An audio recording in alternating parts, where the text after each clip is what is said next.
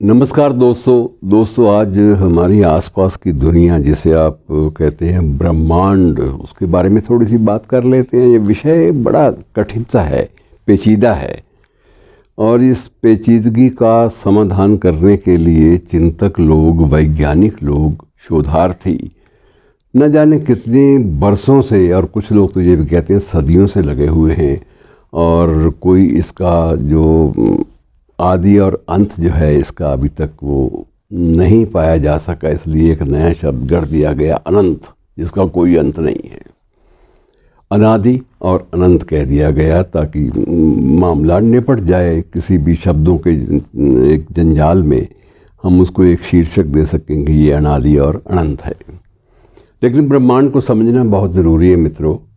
और आपको मैं पहले इकबाल से शुरू करता हूँ। इकबाल ने कहा था कि तू है मुहीते बेकरां, कि तू है मुहीते बेकरां और मैं हूँ ज़रा सी आबजू, कि तू है मुहीते बेकरां और मैं हूँ ज़रा सी आबजू, या मुझे हम किनार कर या मुझे बेकिनार कर।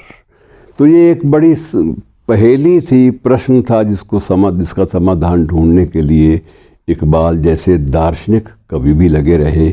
और हमारे ही परिवेश में जयशंकर प्रसाद जी ने भी कामायनी के माध्यम से इस दिशा में प्रयास किया, और प्रयास करने के बाद वो भी किसी निष्कर्ष पर नहीं पहुंच सके। उन्होंने उसके बाद सत, चित और आनंद की परिकल्पना, सच्चिदानंद की परिकल्पना के साथ अपनी कामायनी का समावेश किया। आरंभ किया कि हिमगिरी के उत्तुंग शिखर पर बैठ शिला की शीतल छाह, एक पुरुष भीगे नयनों से देख रहा था प्रलय प्रवाह। ऊपर हिम था, नीचे जल था, एक सघन था, एक तरल, और एक तत्व की ही प्रधानता कहो उसे जड़ या चेतन। तो ये सृष्टि का जो क्रम है मित्रों, इसको कवियों ने, दार्शनिकों ने, चिंतकों ने, वैज्ञानिकों ने, सब ने अपने अपने ढंग से इसको व्याख्यायित करने का प्रयास किया, इसकी व्याख्या करने का प्रयास किया है, लेकिन अभी तक अंतिम निष्कर्ष पर नहीं पहुंच सके। आज हमारा जो आदित्य L1 है, जिस तलाश में वो निकला है, तो वो भी तलाश कहते हैं कि उसी डार्क बिंदु, उसी डार्क जोन की तरफ इशारा करती है कि एक कुछ न कुछ ऐसा है रहस्य जो अभी तक हमारे सामने प्रकट नहीं हो पाया। उम्मीद की जाती है कि इस प्रयास से शायद कुछ और पता चले। मित्रों, कुल मिला के ये माना जाता है, वैज्ञानिक इस बात का निष्कर्ष तो निकाल चुके हैं कि जो चीज़ हमें आँख से दिखाई देती है, समूचा ब्रह्मांड जिसमें प्रकृति भी है, इंसान भी हैं, जातियाँ भी हैं, इमारतें भी हैं, और निर्मित वस्तुएं भी और निर्माण के संसाधन भी हैं। ये सारी की सारी जो है ब्रह्मांड की, समूचे ब्रह्मांड की जो सारी की सारी जो स्थिति है वो सिर्फ 5% की है। शेष 95% बिल्कुल अलग है। उसके बारे में अभी तक बहुत सारी चीज़ें व्याख्यायित नहीं हो पाई। और उसमें जब उन्होंने उसका आगे डिवीज़न किया, तो डिवीज़न करने के बाद निष्कर्ष पहला ये निकला कि इस ब्रह्मांड में 5% तो जो कुछ नज़र आ रहा है, और 25% भाग वो है जिसे डार्क जोन कहते हैं वैज्ञानिक, डार्क जोन। और बाकी जो 70% है वो उसको बिल्कुल अलग से कहते हैं कि ये बिल्कुल एक अंधेरे का काला धब्बा है, जिसे वो डार्क मैटर कहते हैं। वो डार्क मैटर क्या है, डार्क जोन क्या है, ये जब पता चलेगा तब हम समूचे ब्रह्मांड को जान पाएंगे। और ये इसकी था पाना, ये मित्रों कोई आसान काम नहीं है। इस पर सब ने मथापची की है।